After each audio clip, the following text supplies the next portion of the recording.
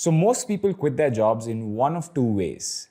The first way is after thinking and contemplating for many months. Those frustrations have been cutting you piece by piece by piece, and it bubbles up to a point where you can't handle it anymore. 3 or 4 months after you keep thinking about this, the fourth month, there's one particular day where you're just like, I am going to leave this job. It's gotten too much for me. Either the workload is too much, or the politics is too much, or it could be anything, right? So you might want to quit then. On the other hand, another way people quit jobs is purely emotionally, right? Maybe they love their jobs, maybe they're having a good time, maybe they haven't even thought about quitting. But one instance where, the boss shouts at them or something happens at work and they're just like, I can't take it anymore, and it's an instant quit, right? They just put on their papers the very next day. So as you can see, the first decision is emotional, but there is still a rational component to it. You've still contemplated it. The second type of decision is very emotional, right? You haven't even thought it through. My suggestion is snap quitting a job purely emotionally is a terrible idea. The best way to truly quit a job is type 1, by thinking about it, by contemplating for a while, and then making the decision. In this video, I'm going to tell you 5 situations in which it is worth quitting your job and moving on to find something new. So here goes. The first situation is when you hate your boss. See, there's a saying that people don't quit jobs, they quit bosses. And this is very true. As a person who's been both a bad boss as well as a good boss, I know why people stick. Right? They don't stick for salaries, they don't stick. Those are all secondary components, right? Important, but not the most important. But people will always stick to a loving boss who actually cares about their career, who wants to see them grow, and is always there to mentor and help them. So eventually people quit horrible bosses. The thing is, once you know the fact that you're not quitting your workplace, but you're quitting your boss, you can also ask for a transfer to a different team.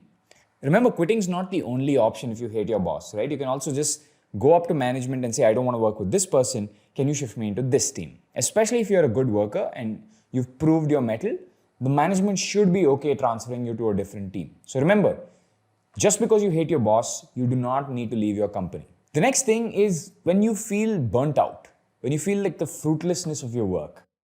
Now, the misconception that young kids especially have about burnout is burnout happens when you do a lot of work. That is absolutely not true.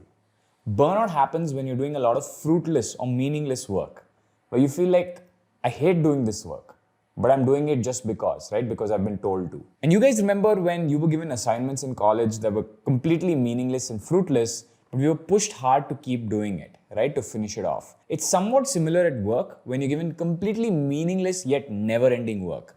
Now, this is probably not going to change even if you switch teams, because it's probably critical for the company to get that work done if they put you on it. In this case, it's actually a very good idea to just leave your job and move to another job where you get better opportunities to do work you are interested in. Just ask the PUBG players or the Fortnite players who spend all their time on a computer, even though it is pretty hard work to actually win a game. Because it's fun, they rarely burn out. The next reason to leave your job is when there are much better opportunities. I've seen people who quit a job and then go do the exact same thing at a different company. This is not a wise idea. If you are switching, you should probably be switching up. See if you can find something better at a better company. If you're, say, in a software job, maybe you should start looking at Web3 companies.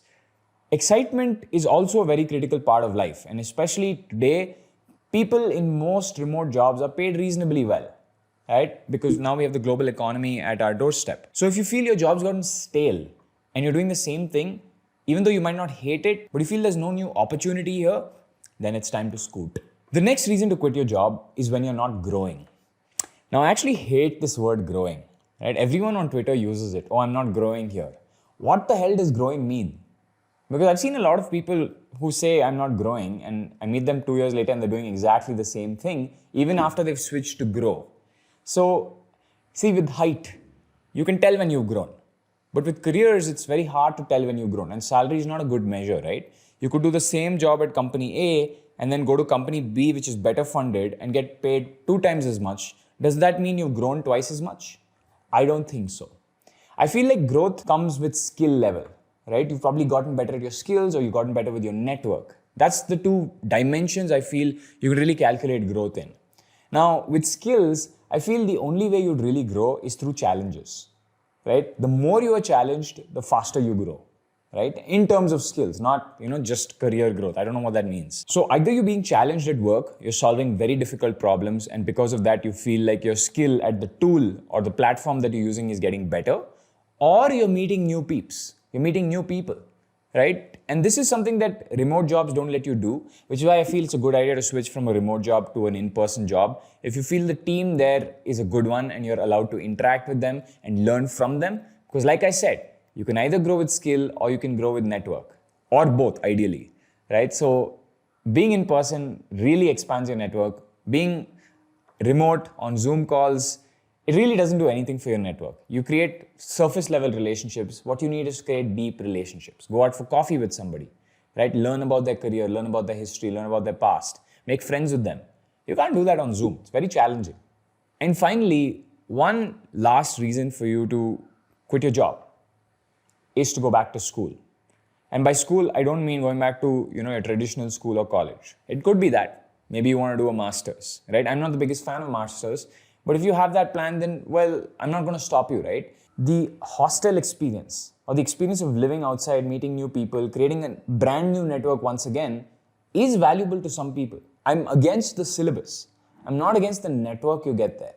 So maybe if you want to go to school or college, it's a wise idea. And today there are a lot of cohort-based courses, right? Avalon used to do cohort-based courses a year and a half ago. We don't do them anymore. Maybe you're doing design and you're interested now in code. Or maybe you're doing code and now interested in marketing. Or maybe you're doing marketing and you're now interested in real estate, right? So find the right school or the right cohort for that, get involved and quit your job. Because doing your job part-time with learning something new is very challenging. In fact, you'll do a shit job at both. So why not focus on one? All right, that's about it. If you like this video, hit the subscribe button and also ring the bell.